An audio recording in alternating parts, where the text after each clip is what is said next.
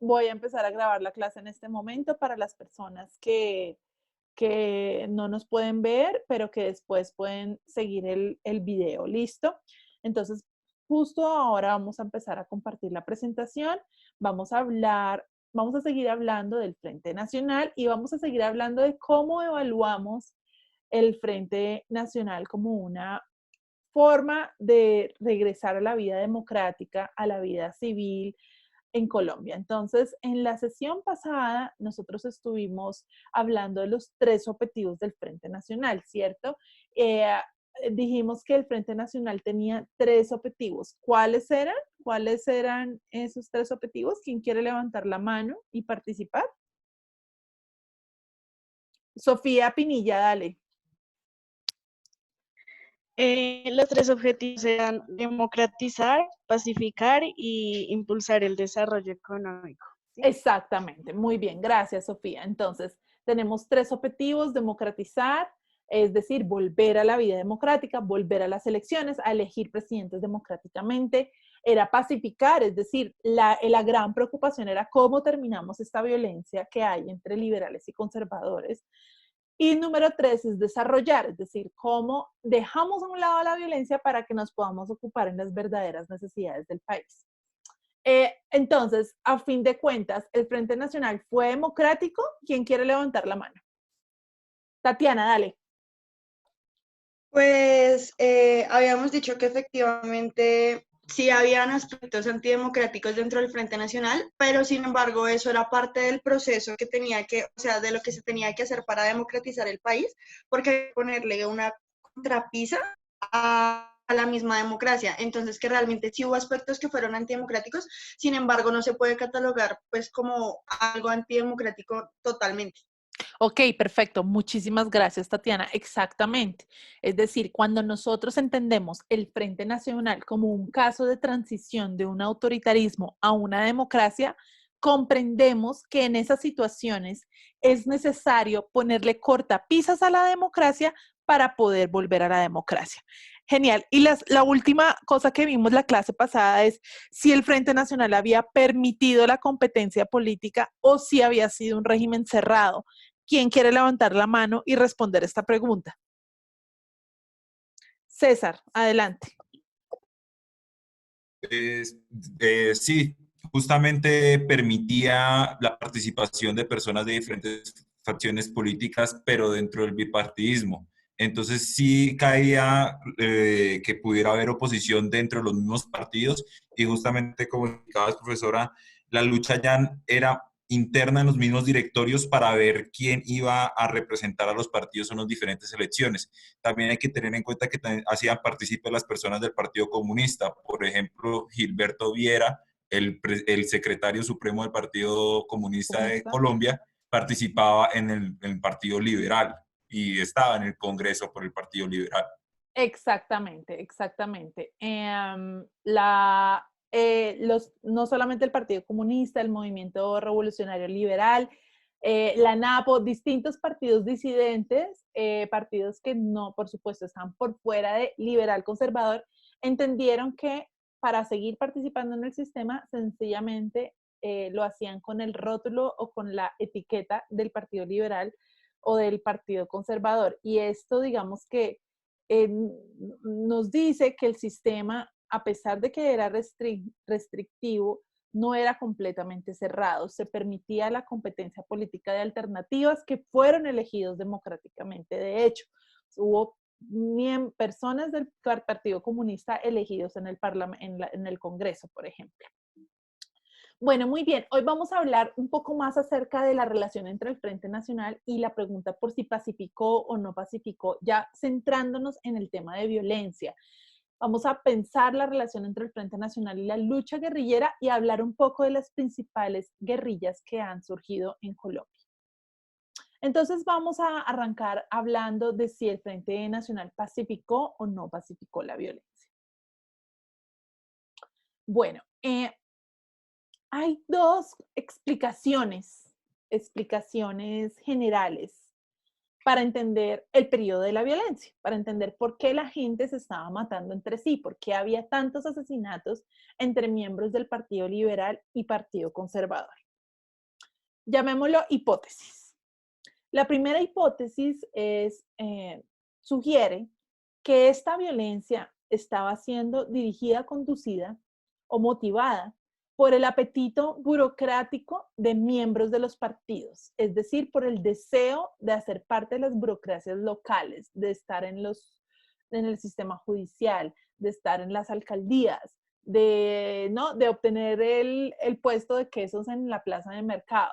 Apetito burocrático de miembros de los partidos. Y también que esta violencia se explica por el primitivismo y la irracionalidad de los colombianos. Digamos, una noción de que el colombiano es violento por naturaleza, de que el colombiano se mata. Y entonces el primitivismo y la irracionalidad explican o dan cuenta de por qué hubo tanta violencia. Esta es, digamos, una explicación. Pero tenemos otra explicación y es que la violencia de los años 40 y 50 se explica por una serie de conflictos sociales relacionados con la tierra y con el acceso a los beneficios del Estado, no solamente los puestos, sino también, digamos, el desarrollo. Entonces, estas son, digamos, dos familias de explicaciones sobre por qué se dio la violencia de los años 40 y 50. Quiero hacerles una pregunta a ustedes. El diseño del Frente Nacional, es decir, lo que tiene que ver con la paridad en el Congreso, consejos, asambleas y la alternancia entre liberales y conservadores, responden a cuál de estos dos diagnósticos de los orígenes de la violencia. Es decir, si queremos pacificar y si queremos pacificar a través de paridad y de alternancia, es porque le estamos dando respuesta a cuál de los dos diagnósticos. Nicolás y César levantaron la mano, pero pues vamos a ver si hay, ustedes ya participaron. Me gustaría saber si de pronto, Sofía, dale, tú no has participado. Sofía Benavides. Sí, la verdad considero que el diseño del Frente Nacional responde más a la primera opción en cuanto a la idea de que se buscaba llegar al poder, principalmente de parte de los dos partidos. Ok, exactamente, muy bien. Muchas gracias, Sofía, tal cual. Entonces, si nosotros hacemos un diseño institucional en el que repartimos todo el poder de Colombia en mitades y le damos una mitad a los liberales y le damos una mitad a los conservadores para que no se maten entre sí, es porque estamos respondiendo a este diagnóstico. Creemos que la violencia se dio por el apetito burocrático de los miembros de los partidos y creemos que la violencia se dio porque la gente es violenta y es violenta por esto. Entonces, quitemos esa razón, digamos, esa razón para pelear y no vamos a tener más violencia. Y este es el diagnóstico de los líderes de los partidos. Ellos creían realmente que la gente se estaba matando por esas razones. Y ellos creían que la gente se estaba matando porque era primitiva e irracional. Y esto también es una forma de los líderes de los partidos de lavarse las manos en su responsabilidad de la violencia. Le tiran la culpa al pueblo irracional, al pueblo primitivo, esa gente que se mueve por unos odios profundos, un tema emocional completamente, y entonces con eso, digamos,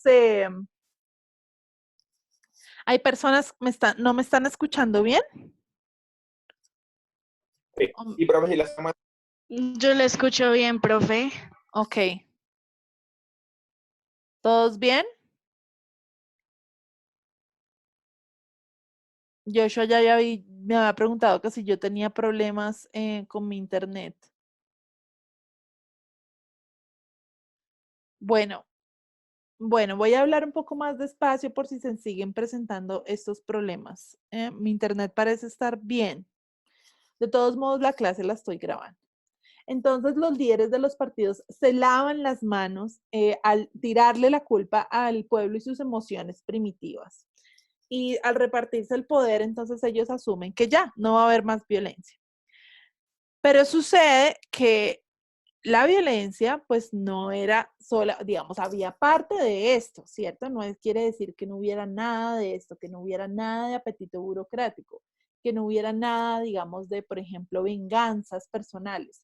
Hay de esto, pero muchos de los conflictos durante el periodo de la violencia tienen que ver con conflictos sociales de muy diverso tipo, entre veredas, entre vecinos, entre las personas y su patrón.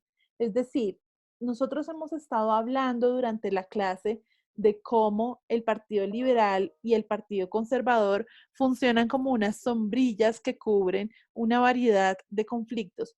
Pues esto mismo pasa en el periodo de la violencia. Hay una variedad de conflictos que se recubren con la toalla o con la sombrilla del Partido Liberal o del Partido Conservador. Entonces, eh, con el diseño institucional del frente, sí obtenemos una reducción de las tasas de homicidio, es decir, con el Frente Nacional sí baja el homicidio y baja una porción importante de la violencia bipartidista. Pero como la violencia era en realidad un paraguas para toda clase de problemas y de conflictos sociales y muchos problemas relacionados con la tierra, entonces pues frente a eso no se le dio una solución.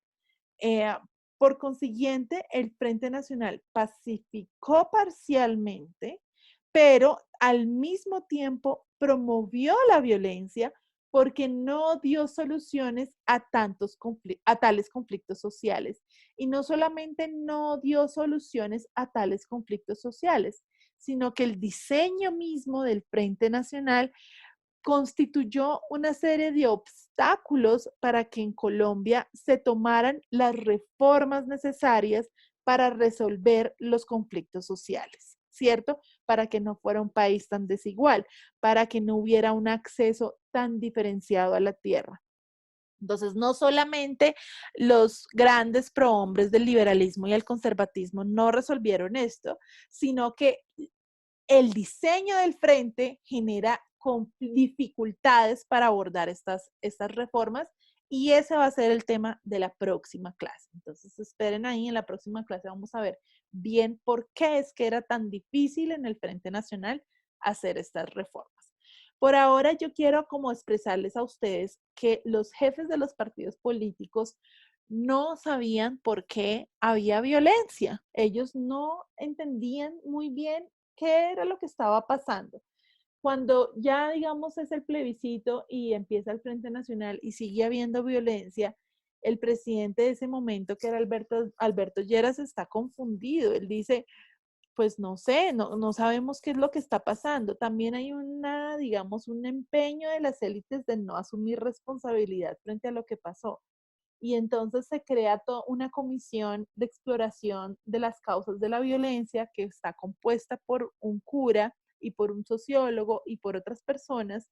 El papá del profesor de esta materia en la otra sección, el papá de Olimpo, para encontrar cuáles eran las causas de la violencia. Y esas personas fueron a todas las veredas en donde había guerrilleros y bandoleros y chusmeros y guerrilleros conservadores, porque había de todo, preguntarles, oiga usted, ¿por qué todavía está armado? ¿Cuál es el problema? ¿Cuál es su bronca? ¿Qué es lo que pasa? ¿Por qué no dejó las armas con Rojas Pinilla? ¿Por qué sigue peleando? Y también eso es, digamos, lo que yo quería expresarles a ustedes en la lectura para hoy. Es una lectura muy bonita. Si no se la leyeron, por favor, léansela en otra oportunidad. Es una lectura muy bonita donde entendemos mucho acerca de las emociones de estas personas que están armadas, de su necesidad de reconocimiento, de su necesidad de hacer parte de algo más grande, de ser reconocidos como revolucionarios y no como bandoleros, y de los diferentes, digamos, puntos de entrada o vínculos entre estos grupos y el aparato del Partido Liberal. ¿Hasta ahora tenemos alguna pregunta?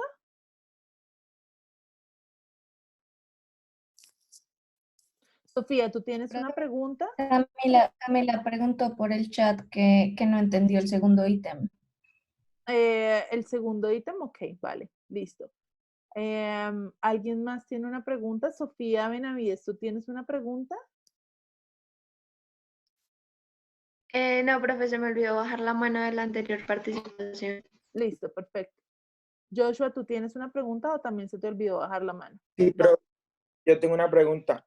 La violencia, pues, como que no estaba presente entre los líderes de los partidos, ¿cierto? Como era en otras ocasiones, sino en el pueblo.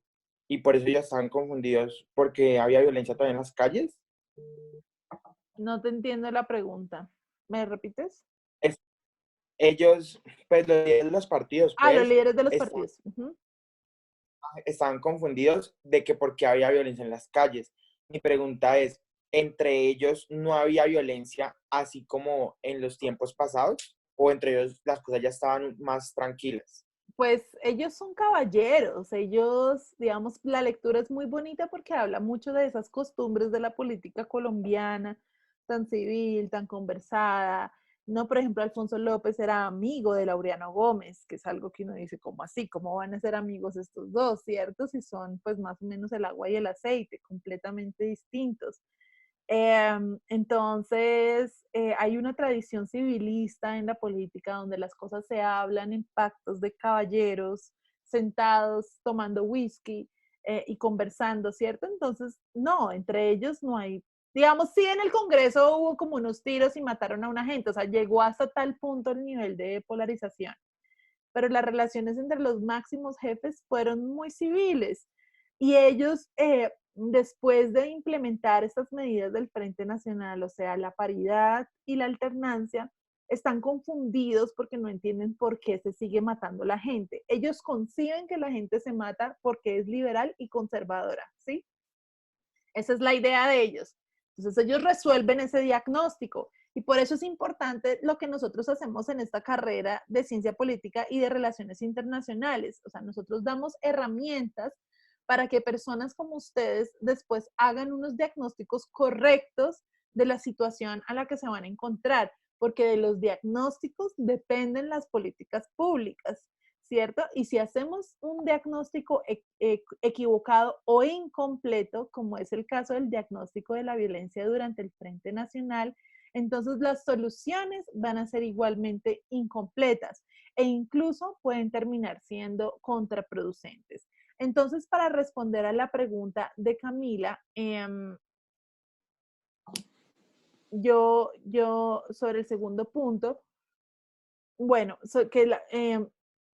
la violencia es, digamos, una guerra civil, ¿cierto? Es un conflicto armado entre liberales y conservadores. Igual que la guerra de los supremos, ¿cierto? Igual que la guerra de los 1000 días. Entonces, en la guerra de los supremos no podemos decir que fue una guerra, digamos, de los moderados contra los radicales. No, ahí había mucha cosa. Ahí estaba el problema de la sal en la costa. Ahí estaba los problemas burocráticos en la región del Gran Cauca. Ahí estaban los conflictos de distintos clanes en Santander y en Antioquia. Ahí había pelea por obras públicas. Es decir, una suerte de peleas que se vinculan o digamos, se cuelgan del conflicto macro que es radicales versus moderados, en el caso de la guerra de los supremos. En el caso de la violencia es algo parecido. Tenemos conflictos de tierras, muchos conflictos de tierras, personas a las que han sido despojadas. Tenemos conflictos entre veredas por múltiples razones, conflictos familiares, conflictos burocráticos, que también empiezan a articularse como conflictos entre liberales y conservadores y a colgarse del conflicto macro, que es entre liberales y conservadores, para poder canalizar estas peleas, ¿cierto? Entonces, en ese sentido, la violencia, es que decimos ahí que la violencia, el periodo de la violencia en realidad habla de un montón de problemas y conflictos sociales, arropados bajo la bandera de liberales y conservadores, pero pues que en realidad hay una gran diversidad de conflictos, varían mucho regionalmente y varían mucho temporalmente. Creo que ya no hay más manos levantadas, entonces voy a ir a presentar. Bien, bueno. Entonces, cuando hablamos de si el Frente Nacional produjo violencia, si pacificó o no pacificó, vamos a hacernos esta pregunta. ¿El Frente Nacional creó las guerrillas? Bueno, pues en realidad no creó las guerrillas. Una guerrilla sí es muy relacionada con digamos, con la exclusión política del frente, que es el M-19, pero las otras organizaciones guerrilleras, o sea, el EPL, el ELN y las FARC iniciaron antes del Frente Nacional, se crean antes del Frente Nacional, ¿cierto? No se crean en 1964, digamos en 1964 es como la fundación oficial de las FARC, pero esa gente estaba peleando desde el periodo de la violencia. Asimismo, tanto en el Magdalena Medio como en la región del Alto Sinú, hubo guerrillas también liberales de líderes gaitanistas que hicieron comunas gaitanistas con el asesinato de Gaitán. Estamos hablando de un señor de apellido Rangel en el Magdalena Medio y el apellido del señor, no me acuerdo cuál es, en la región del Alto Sinú, en el departamento de Córdoba.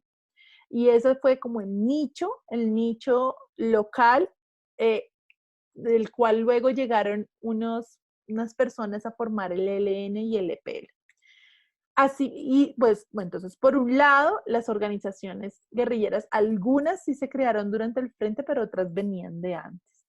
Y hubo guerrillas en muchos otros países de América Latina, no solamente en Colombia, en donde hubo Frente Nacional. Entonces, no podemos decir que el Frente Nacional es el causante de la creación de guerrillas, porque en perspectiva comparada, tanto temporal como entre países, vemos que el fenómeno de la creación de las guerrillas iba más allá de Colombia. Y pues como ya vimos, no era un sistema totalmente cerrado, se podía participar. Valentina, ¿escuchamos tu pregunta? Sí, profe. Me pregunto qué tanto, digamos, la coyuntura de la Revolución Cubana influenció la ideología de estas guerrillas a la luz del hecho que no se entiende muy bien, como digamos, no es lógico pensar que las FARC primero tienen, digamos, una ideología que aunque en parte se considere, se ha considerado izquierdista o Sí. marxista e igual nace de esa reivindicación de propiedad privada, de propiedad de tierra. Eso es algo que no entiendo. O sea, no entiendes como la temporalidad, o sea, cómo es que las FARC o el rol de la Revolución Cubana o que hubiera FARC antes de Revolución Cubana. O sea, no entiendo, digamos, cómo puede ser que grupos que defendían, o mejor dicho, que nacen de esa reivindicación, se apelan a una ideología como esta. Ah, Y me listo. pregunto si no será que la nacional específica también como les proporcionó un escudo ideológico, pero Sí. en ese entonces, o sea, en ese caso no entiendo por qué siguieron con esa ideología. Bueno, súper. Es una pregunta muy chévere. Sí, las FARC es una guerrilla comunista, ¿cierto? Es decir, apela a la noción, digamos, colectiva de la propiedad. Em, pero esto es un cuentazo para mucha gente de las FARC. O sea, mucha gente de las FARC lo que quiere es ser campesina y propietaria. Y el mismo Marulanda, por ejemplo, en entrevistas que se le hizo a Manuel Marulanda Vélez, se le preguntaba, bueno, ¿y usted cómo se imagina en la vida civil? Y él dice, yo me imagino como dueño de una hacienda. Pero ¿por qué una hacienda? No quiere ser dueño de una finquita, tener unas vaquitas. No, yo no quiero tener una finquita y unas vaquitas. Yo quiero tener una finca grande y tener muchos cultivos y tener tractores. Entonces, las FARC es una guerrilla campesina, ante todo, es una guerrilla campesina y el campesino muy apegado a su propiedad. Esto de noción colectiva de la propiedad, incluso las FARC reparte tierra entre su gente, ¿no? Ellos acaparan tierra, compran y despojan, y esa tierra la dividen y se la dan a miembros relacionados con la organización, pedazos de tierra, a fincas que funcionan pues como propiedad privada. Y esto lo entendemos porque las FARC es una guerrilla que nace con esas reivindicaciones y agravios de grupos campesinos que se encuentran en el camino al comunismo. ¿sí? Ellos primero son liberales y después caen al comunismo. Y el comunismo ofrece sobre todo una noción de organización y de estrategia militar. Entonces, o sea, estas personas, digamos, a Manuel Marulanda le meten el manifiesto comunista en la mochila cuando ya había empezado el camino. Los ideólogos comunistas que empiezan a visitar las FARC son muy importantes porque les permite a las FARC organizarse militarmente, entender qué es la guerra de guerrillas, qué es hacer una emboscada, ¿cierto? Cómo se debe mover la guerrilla en el territorio. Es decir, ellos eran una banda muy primitiva, digamos, muy básica, la forma como ejercían la violencia era muy básica, y es gracias al influjo del comunismo que ellos logran, digamos, volverse una guerrilla real. Entonces, a pesar de que ellos tienen esta ideología comunista, no deja de ser una guerrilla campesina, no deja de ser una guerrilla para quien la existencia de la propiedad de la tierra es importante. Y esto, de hecho, significa que es una guerrilla menos ideologizada, o sea, las FARC es mucho menos ideologizada. Uno habla con la gente de las FARC y es gente pragmática. Dice A, B, C, hay que hacer esto, hay que hacer esto. Uno habla con gente del ELN y es insoportable, ¿sí? O sea, todo el tiempo te están vendiendo la doctrina, te están adoctrinando. La gente de las FARC no te adoctrina, te explica las situaciones locales en términos muy sencillos y muy lógicos y de hecho muy fáciles de entender. Entonces, es una organización distinta. Voy a echarle una mirada al chat. Bueno, entonces sobre Cuba. Listo, no, Cuba ejerce una influencia muy importante, ya lo vamos a ver. Entonces, el Frente Nacional, sobre la pregunta de si el Frente Nacional creó las guerrillas, entonces ya vemos que no, porque las guerrillas, digamos, las FARC por lo menos existían desde antes, no con ese nombre, pero sí existía desde antes, y guerrillas se formaron en América Latina sin el Frente Nacional. Pero eso no quiere decir que no haya una conexión o que no haya habido consecuencias para la creación de guerrillas, porque el Frente Nacional creó un diseño institucional que dificultó la adopción de reformas.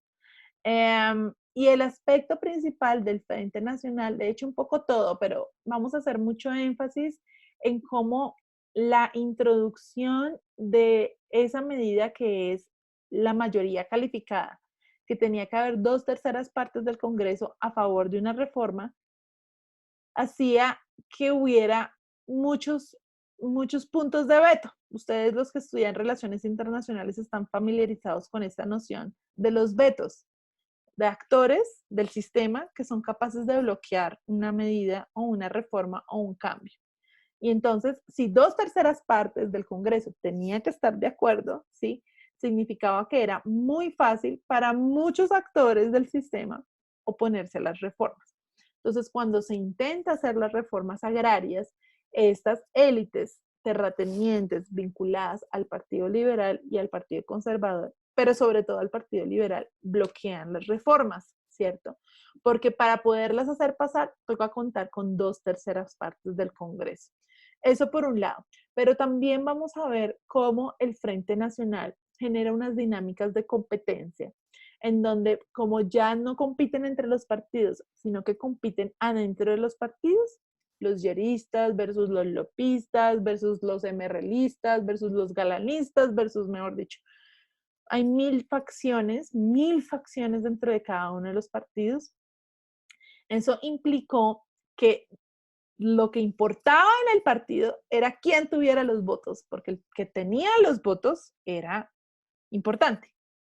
Y en un sistema jerárquico o en un sistema, digamos, que va desde lo local hasta lo regional, hasta lo nacional, ¿ustedes quiénes creen que son los dueños de los votos?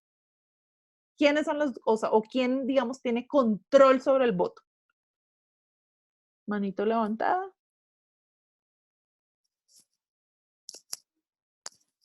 ¿Aló? ¿Hay alguien ahí? ¿Alguien que quiera participar? Pues los de las ciudades más grandes, ¿no? Las capitales y eso. Una opción, los de la ciudad. César, tú querías decir algo. Pues no me quedó muy claro la pregunta, profesora. La pregunta es, lo que se vuelve importante durante el Frente Nacional, como hay tanta competencia dentro de los partidos, hay competencia entre las facciones de los partidos. Entonces, por ejemplo, los turballistas versus los lopistas, versus los lleristas, versus los galanistas. Y ellos todos están compitiendo, digamos, por ese 50% de los puestos, ¿cierto? Entonces, la pregunta es, en un sistema en el que hay tanta competencia entre los liberales mismos, eh, lo que se vuelve más importante es quién controla los votos, es decir, quién puede garantizar que la gente va a votar por un candidato o por otro candidato. La pregunta es, ¿quién tiene ese control? ¿Los líderes locales podría ser? Exactamente, César. Gracias por ese aporte.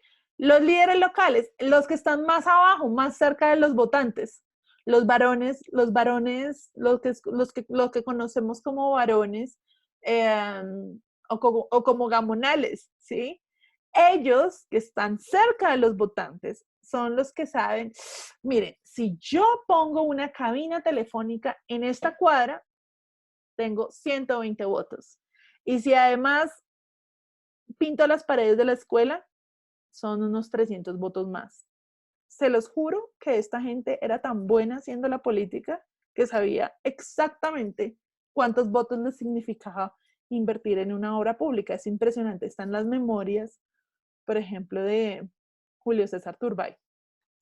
Entonces, las personas que están cerca de los votantes se vuelven súper importantes porque ellos son los que, digamos, los que pueden decir cuál facción es la que termina dominando.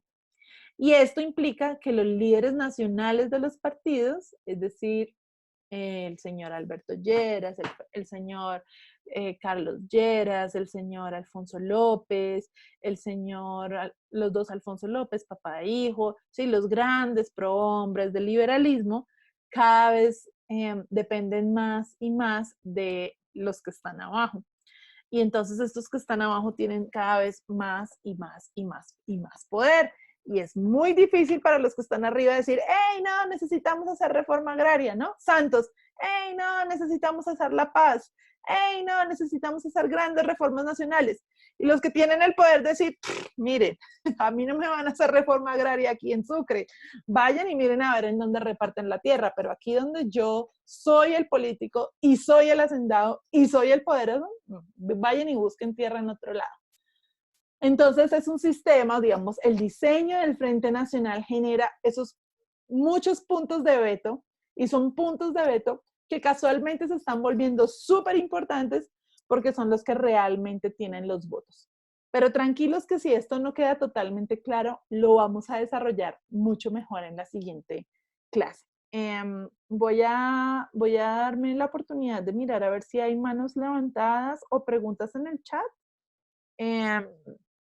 Las facciones son de todos, Valentina, son facciones moderadas, son facciones radicales, son facciones que no son ni moderadas ni radicales, sencillamente política, sin mucha ideología. César, te escucho.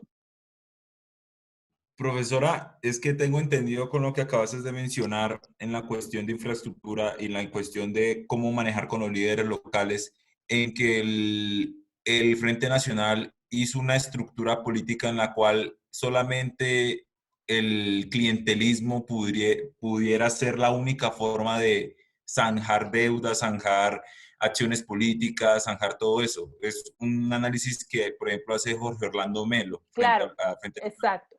Exactamente, es decir, en este sistema en el que en este sistema en el que la competencia es dentro del partido, en donde se pelean a muerte estas facciones, o sea, están, mejor dicho, hay demasiada competencia entre ellas, demasiada, cada voto cuenta, cada voto cuenta. Entonces, aquí empieza a volverse cada vez menos importantes los grandes programas y las grandes banderas. Y a volverse más importante los cambios reales y concretos en la vida de la gente. Entonces el clientelismo se vuelve muy importante durante el Frente Nacional como moneda de cambio de la política, porque garantiza los votos, porque lleva el voto a la urna. Y adicionalmente por otra cosa, porque es que sucede que el Frente Nacional está diseñado para que los partidos se vuelvan menos importantes, ¿se acuerdan? Porque la gente se estaba matando por los partidos.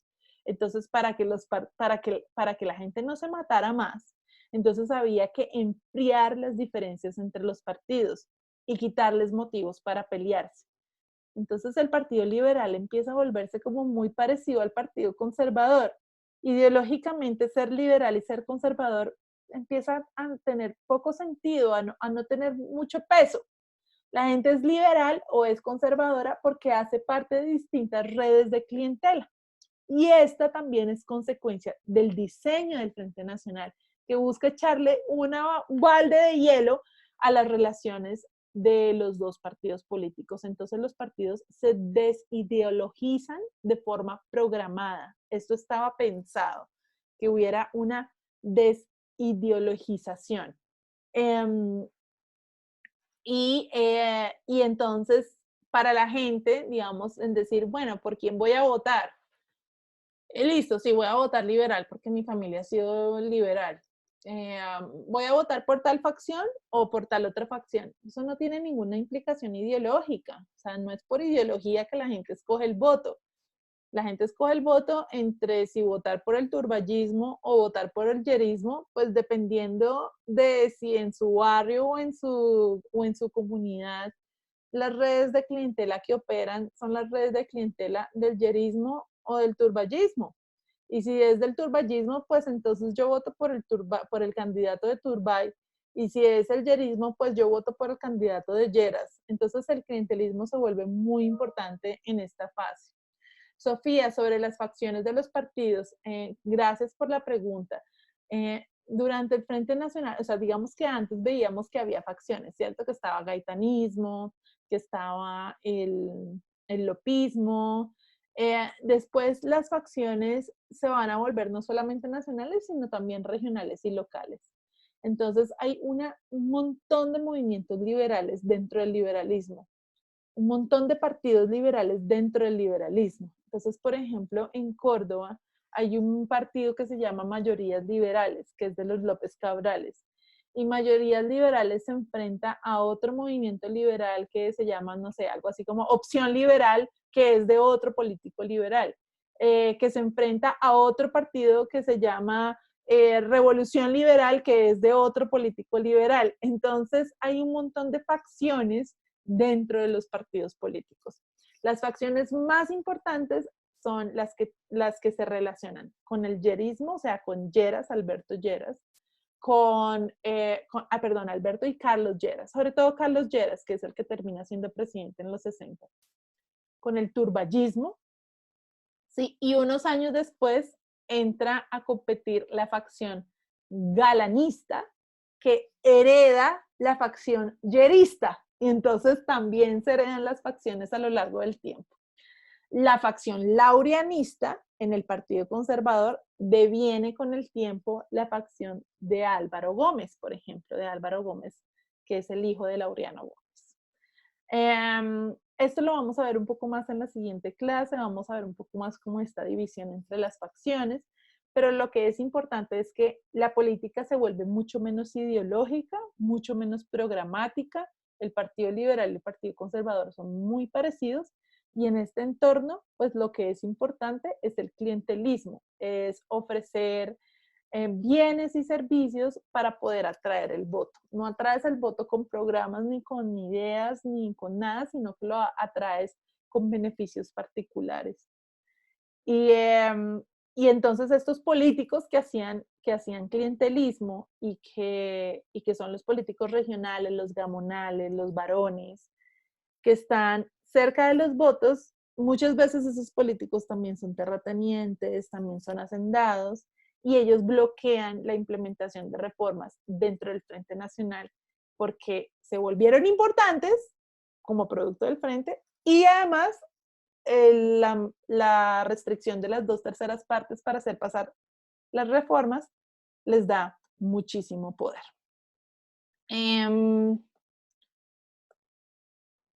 Entonces, el Frente Nacional, por un lado, tuvo un diseño que obstaculizaba la adopción de las reformas, Pero por otro lado, el Frente Nacional, esperen un momentico, yo cambio esto por aquí para poder hacerlo grande.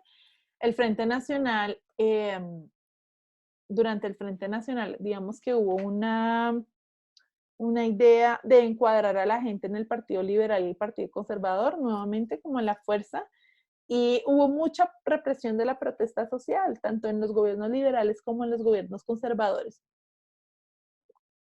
Esta represión de la protesta social le daba, digamos, validez a la lucha armada, le daba legitimidad y le daba apoyo social.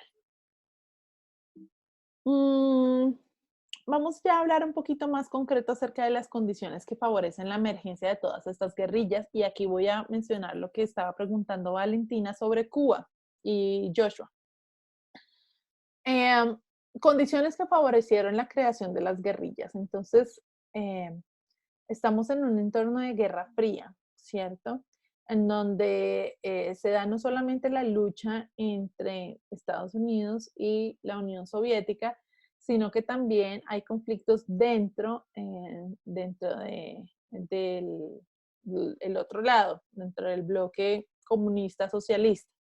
Se da la decisión sino-soviética, o sea, el conflicto entre la opción china y la opción soviética, y también tenemos la Revolución Cubana muy cerca en América Latina.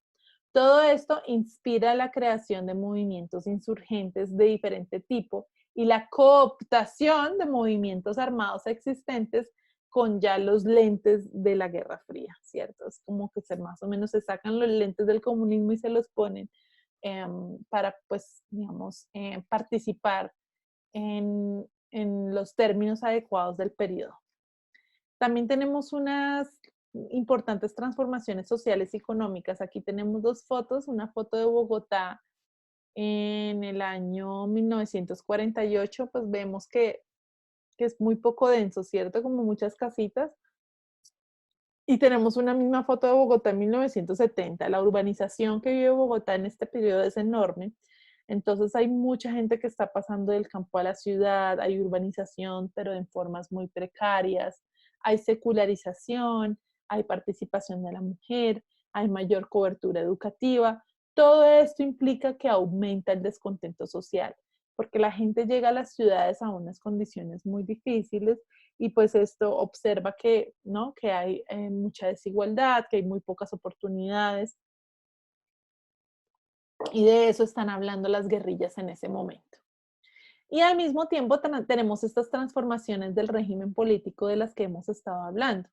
Hay división adentro de los partidos, hay un mayor poder de los políticos regionales y la mayoría calificada obstaculizaban los intentos de reformas. Entonces, estas tres condiciones favorecieron la creación de las guerrillas. ¿Cuáles guerrillas? Entonces, bueno, primero que todo tenemos el ELN y el EPL. Hablemos de estas dos. Estas dos guerrillas son parecidas porque son guerrillas en donde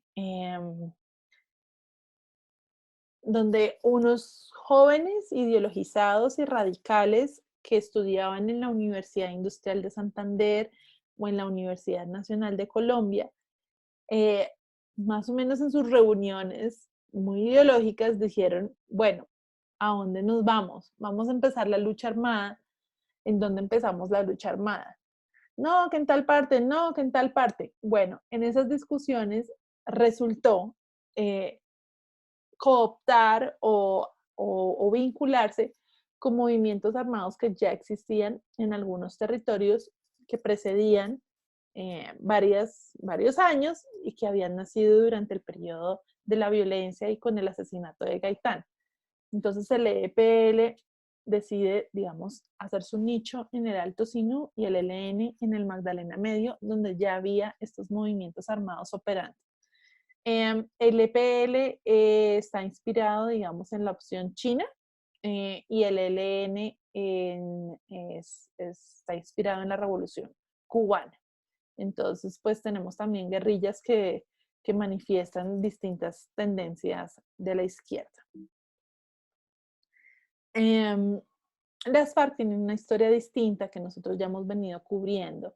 Hemos venido hablando de cómo en esta zona del Tolima, en donde se concentraron campesinos que huían de la violencia, se dio un enfrentamiento entre los liberales o los limpios y los comunes o los comunistas, de cómo los limpios se desarmaron con la amnistía de Lleras y los comunes no se desarmaron, mantuvieron esas zonas de influencia comunista en áreas periféricas de la región andina, como en el sur de Tolima, en el norte del Cauca.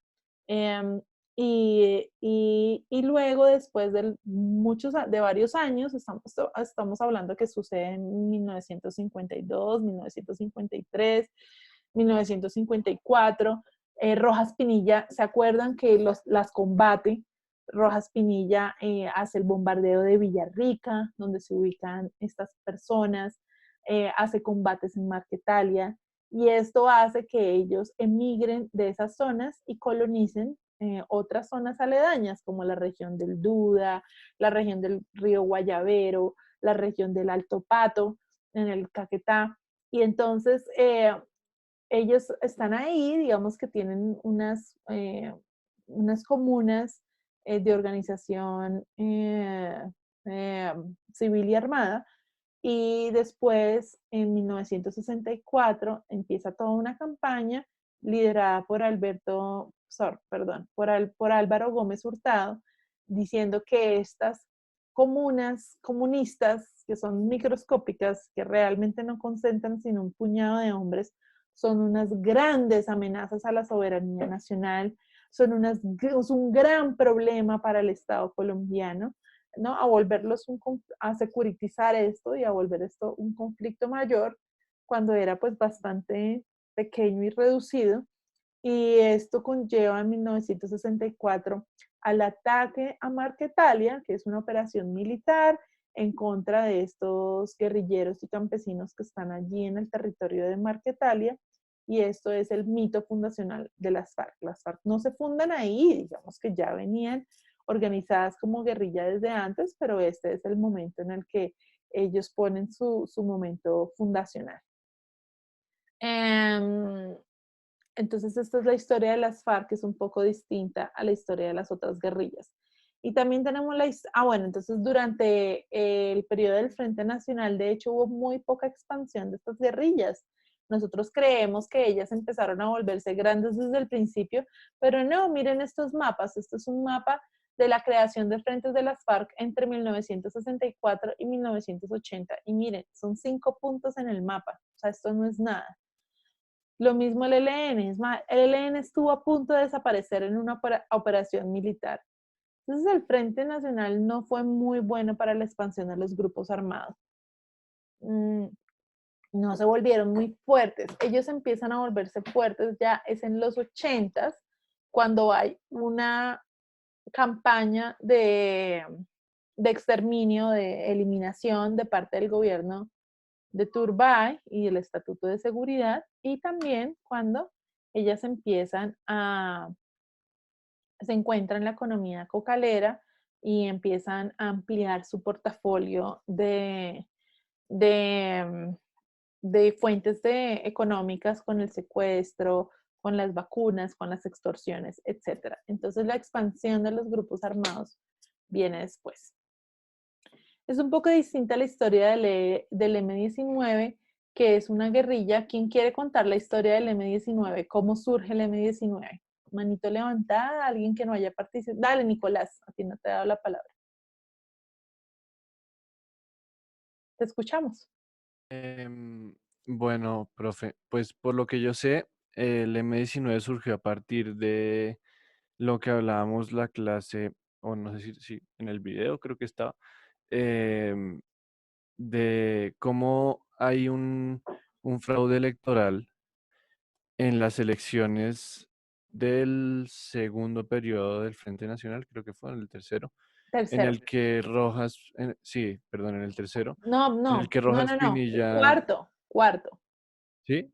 Sí. Bueno, en ese, en el que Rojas Pinilla pierde las elecciones por un 1%, Y hay cierto sector de la sociedad que dice que hay un robo eh, ese 19 de abril eh, de las elecciones, entonces que no hay una seguridad democrática, entonces se sienten robados y deciden ir a las armas y por eso se llama M19 porque es el movimiento 19 de abril y toman de hecho la bandera de la ANAPO del general Rojas Pinilla, que pues es esa sin el M19 Ok. y surge a partir de ese resentimiento del robo electoral que dicen haber tenido, no sé si hubo, la verdad, pero a partir de esa fecha surge ese movimiento, no tengo más profundidad. Ok, muy bien, eso está muy bien. Es una guerrilla inminentemente urbana con unas estrategias como publicitarias muy novedosas. Arrancan con unos movimientos, con unas operaciones espectaculares, con el robo de armas del Cantón Norte, con el robo de la espada de Bolívar. Y así, digamos, inicia el M19 con una serie de acciones muy publicitadas. El M19 es una guerrilla muy urbana que después con la guerra se va se vuelve rural, más rural, pero inicia como una guerrilla urbana y es, digamos, una guerrilla que sí tiene mucho que ver con ese aspecto de cierre del sistema político del Frente Nacional, porque pues se da en el contexto de un muy probable robo de unas elecciones presidenciales. Y pues esto aplica para el M19, para las otras guerrillas, hablar de que esta es la causa de su formación, la exclusión en el sistema político, es más, digamos, una excusa o una forma de legitimar su causa que una realidad.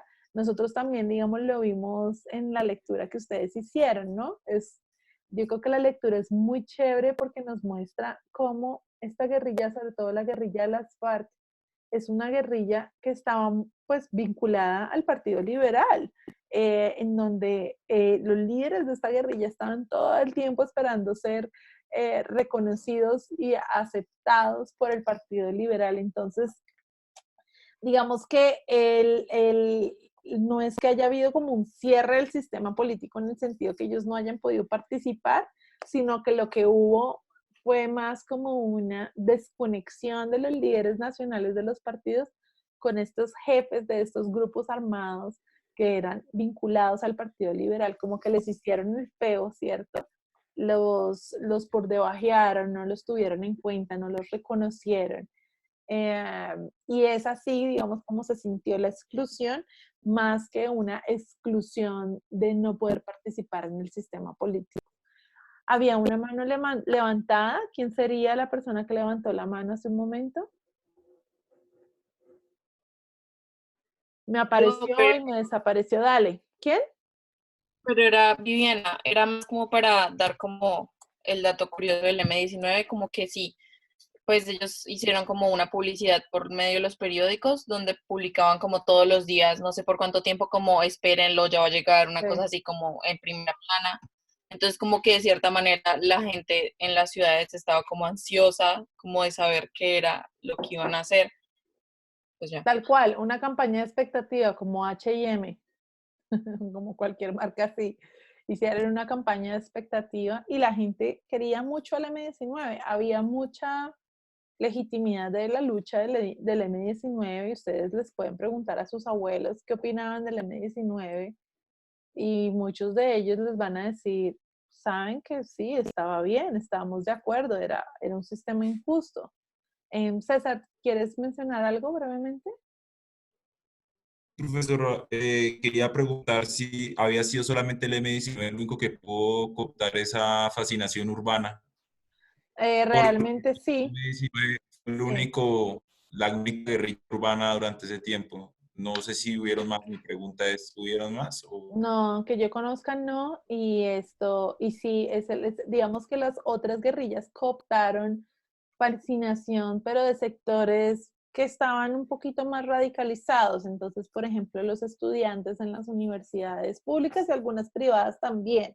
Digamos que el ELN y el EPL reclutaba en las universidades y era muy abierto a aceptar la participación de los urbanos en su pelea. Las FARC era un poco más reticente, ¿cierto? Había un poco más de división entre los urbanos y los campesinos, entre los políticos y los militares, y siempre vieron con un poco más de reticencia el reclutamiento de cuadros urbanos. Entonces, sí, el M-19 fue sobre todo esa guerrilla que fascinó, que generó mucha aceptación de parte de las personas en las ciudades. Entonces, bueno, esta es un poco la historia de la relación entre el Frente Nacional y la lucha guerrillera. Entonces, como vemos, pues hay vínculos, sí. No podemos hablar de que fuera un sistema político cerrado y completamente excluyente porque había formas y mecanismos de participar, pero sí observamos que el Frente Nacional produjo su diseño, establecía una serie de condiciones que hacía muy difícil la adopción de reformas que eran necesarias para resolver el problema de la violencia, digamos, un diagnóstico un poco más sociológico de las causas de la violencia. Con el tiempo, entonces, los tres objetivos del Frente Nacional empezaron a ser contradictorios. Para democratizar el país, es decir, pasar de dictadura a democracia y establecer estas cortapisas a la democracia, para democratizar se fue volviendo más difícil la pacificación, se obstaculizaba la pacificación y se obstaculizaba el desarrollo. Pero bueno, esto lo vamos a desarrollar un poco más en la próxima clase. Yo quisiera dedicar los últimos minutos de nuestro encuentro para hablar del parcial y el trabajo final. Entonces, el parcial es la próxima clase, se debe entregar el jueves. Entonces, lo que yo voy a hacer es subir las preguntas del parcial el martes, subir, digamos, la rúbrica para que ustedes puedan entregarlo hasta el jueves a medianoche. ¿Les parece que este es un buen tiempo, 2 días, o prefieren que extendamos un poco más al fin de semana? Yo estoy de acuerdo. Profe, ¿qué extensión debe tener? Entonces, el examen es un ensayo. Yo les quiero mostrar, por ejemplo, el que hicimos el semestre pasado. Denme un segundito, yo lo abro.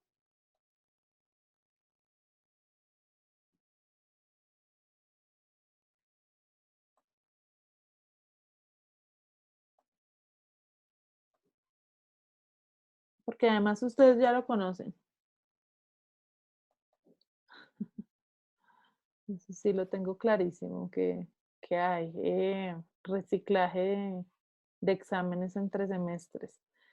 Ya les voy a mostrar un poquito cómo es un ejemplo del parcial. Yo creo que, o sea, si ustedes me piden que lo alargue hasta el sábado, yo no tengo problema, la verdad. Ok. Vamos a esperar un poquito que mi computador viejito abra el archivo. Listo, perfecto. Entonces montamos el parcial el martes y la entrega se extiende hasta el fin de semana. Yo luego miro si sábado o domingo. Pero entonces, ¿de qué se trata? Es un ensayo con libro abierto.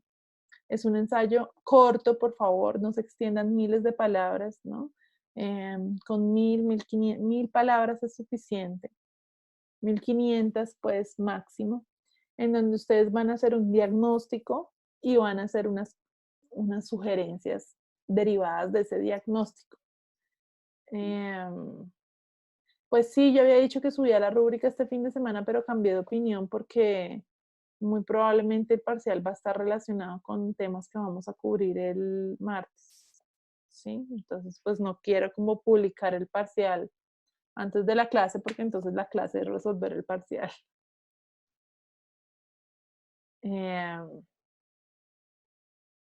Entonces, ustedes deben hacer un ensayo que sea coherente, que sea conciso y que las conclusiones o las sugerencias que ustedes den sean consistentes con el diagnóstico que ustedes han hecho.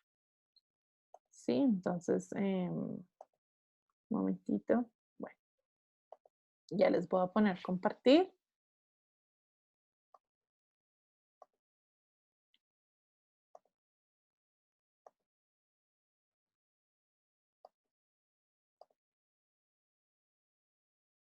Listo. Entonces, por ejemplo, este parcial tenía una máxima extensión de 1500 palabras y pues soy muy rigurosa con el tema de gramática y ortografía. Pues es que es un poco a veces apabullante que hay personas que entregan el ensayo y ni siquiera lo han leído previamente y pues no se entiende. Entonces es muy importante que ustedes le den una buena leída y hagan una buena corrección de estilo, porque si no, pues nosotras quitamos puntos por errores de gramática y de ortografía. Entonces, esta era la pregunta.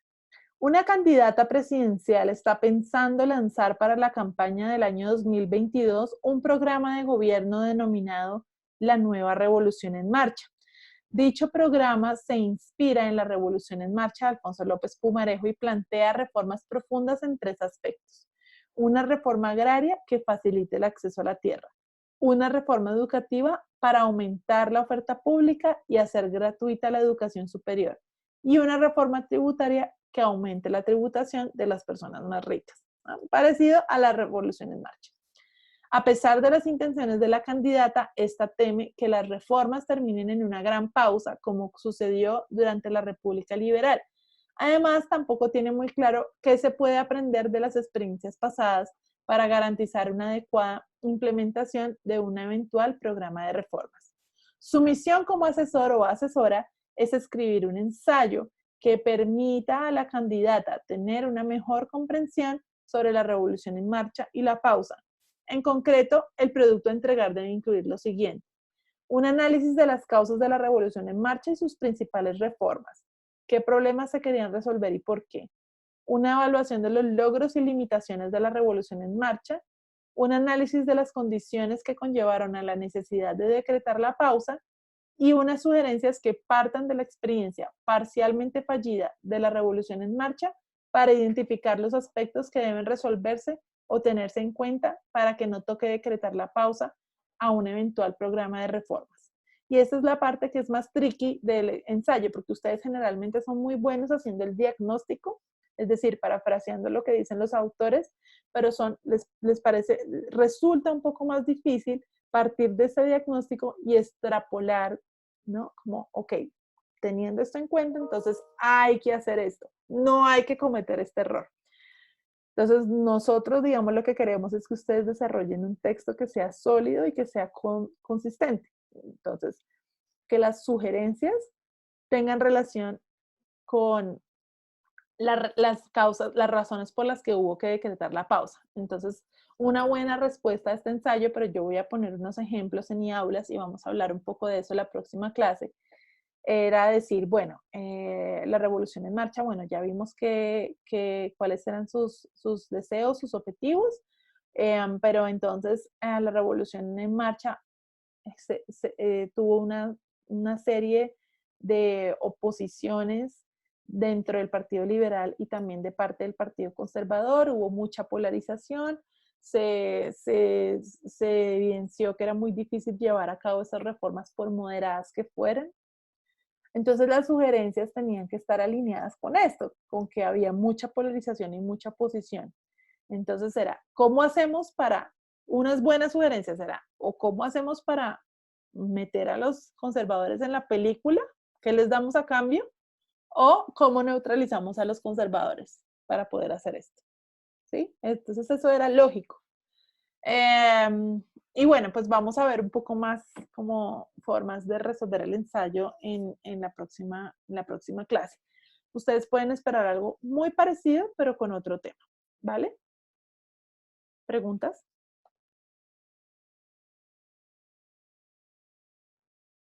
El ensayo es así, va a ser así un poco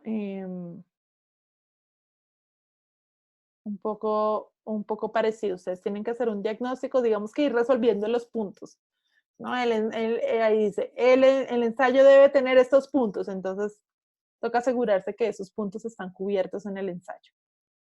¿Tienen alguna pregunta? Esto, digamos, es un poco los obliga a ustedes ya como a poner en funcionamiento otra serie de habilidades que ustedes han venido adquiriendo a lo largo de su aprendizaje en la universidad, de ser más analíticos. Bueno, ahora con relación al final. El final, no hemos hablado del proyecto familiar, listo. Y estamos ahora en esta circunstancia de confinamiento. Entonces, digamos que yo he pensado qué hacer con el proyecto familiar y voy a hablar brevemente de esto en los próximos minutos, pero después podemos hablar en la próxima clase. La primera entrega es la entrega que hay que hacer el martes después de Semana Santa. La idea es que ustedes ya vayan pensando en cuál puede ser el proyecto familiar. Estamos en estas condiciones de confinamiento, entonces pues no es fácil. De pronto es menos fácil para algunos entrevistar a sus familiares, pero por otro lado ustedes están en su casa, muchos de ustedes están en su casa con familia y de pronto pues puede ser como una bonita oportunidad de usar el tiempo en el que nos vemos tanto con nuestros papás para preguntarles de estas cosas, de la vida pasada, de sus padres, de sus abuelos. Entonces, yo quiero que nosotros grupalmente tomemos como una decisión. Yo pienso que para las personas para quienes es imposible desarrollar el proyecto familiar en estas circunstancias, voy a hacer una alternativa de trabajo final. Y pues también, digamos que dando cuenta que es un poco más difícil sacar libros de la biblioteca, acceder a bibliografía secundaria para poder hacer el soporte de este trabajo. Entonces, pues digamos que puede ser un proyecto mucho más de historia oral. No sé qué opinan.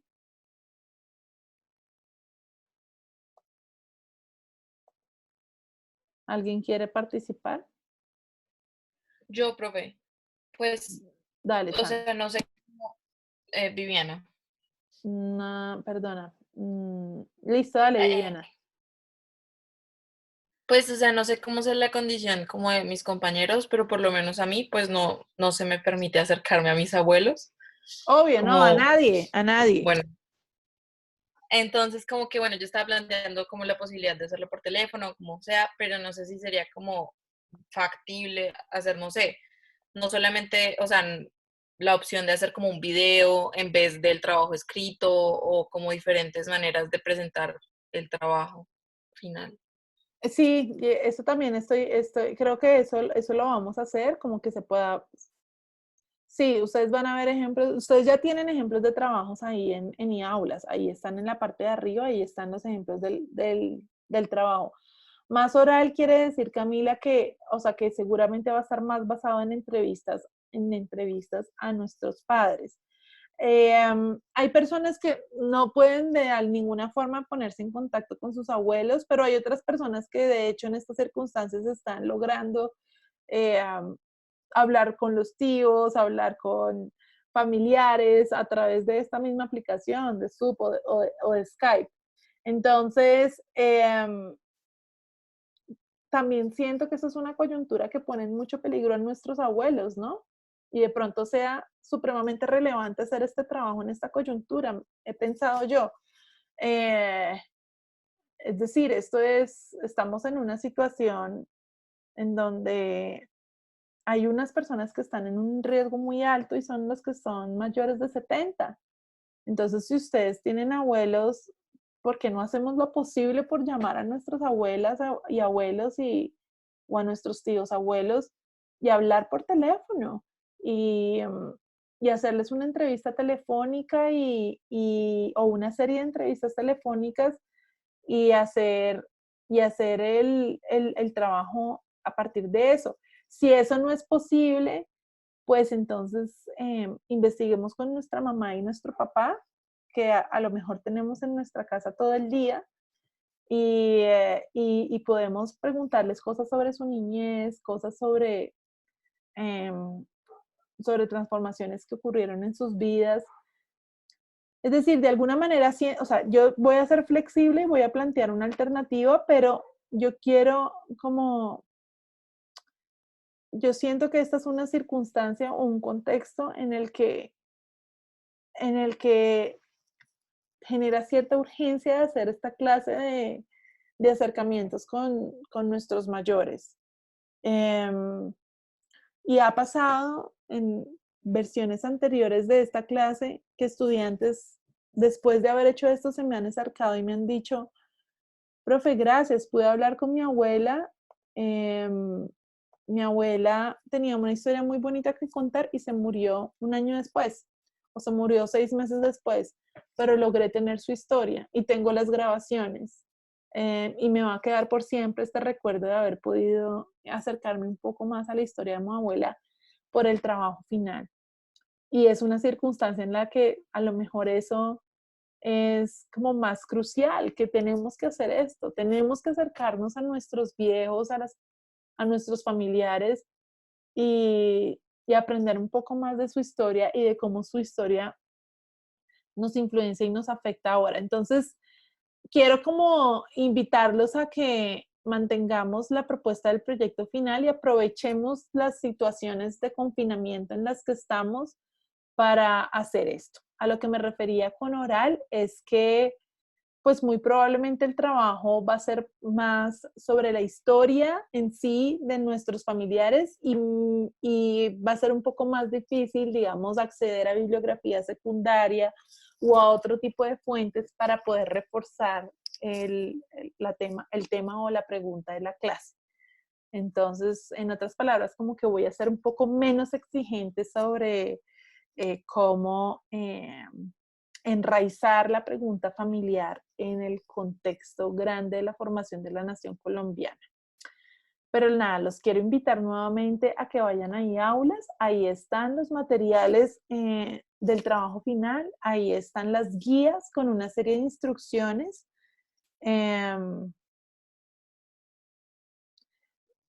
Sí, sí, Sofía, estoy de acuerdo. Yo creo que eso me parece súper chévere, de hecho.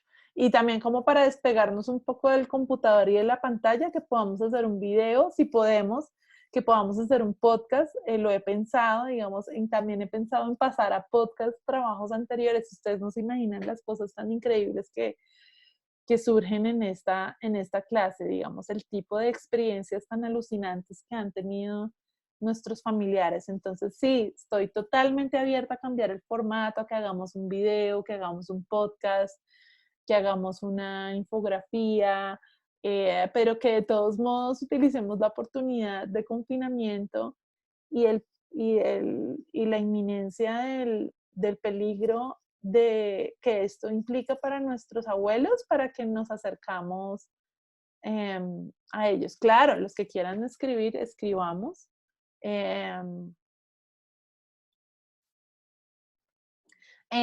Camila, para responder tu pregunta, mira si quieres, mira en la carpeta de aulas y ahí tienes varios ejemplos de cómo se ha escrito. Hay gente que lo hace en forma de crónica y hay gente que no lo hace en forma de crónica, más como un trabajo académico. En eso sí soy completamente flexible también. Listo, la clase grabada, entonces ahora que termine, ya estamos 5 minutos adelante. La clase grabada la voy a montar ahí en YouTube y pongo el link en iAulas. Y pues súper chistoso porque imagínense que YouTube me bajó unos videos. Quién sabe qué fue lo que dije o hice que les disgustó y me bajaron unos videos. Y entonces, pues nada, me tocó volverlos a subir desde otro lado. Entonces, ahorita yo grabo la clase y la monto en YouTube y pongo el link en iAulas. Bueno, listo, chicos. Si hay alguien más, Sandra, tú tenías un comentario que decir porque tienes tu mano levantada todavía. Sí, profe, pero era más con respecto al ensayo. Sí. Quería saber si nosotros quisiéramos buscar más información en internet, que si había problema para complementarla y si no hay problema, pues que sí sería necesario poner bibliografía. ¿Eso estás hablando del trabajo final o del parcial? Perdón, del parcial. No, sí, de hecho, pues se debe usar la bibliografía de la clase, pero pues ustedes pueden usar bibliografía secundaria que encuentran en internet y que hay además. Hay muchos artículos de revistas, hay libros enteros escaneados, adelante. Y sí, usar una bibliografía es siempre recomendable. Valentina, ¿te escucho? Respecto a la alternativa que decías, es el total, o sea, es el final, digamos, el... Sí, básicamente lo que he pensado es que de pronto más personas puedan tomar la alternativa que tú vas a tomar por default. Dale, gracias. Bueno, chicos y chicas, entonces no siendo más, nos despedimos aquí. Muchas gracias a todos por conectarse. Nos vemos entonces el próximo martes. Chao, chao. Gracias.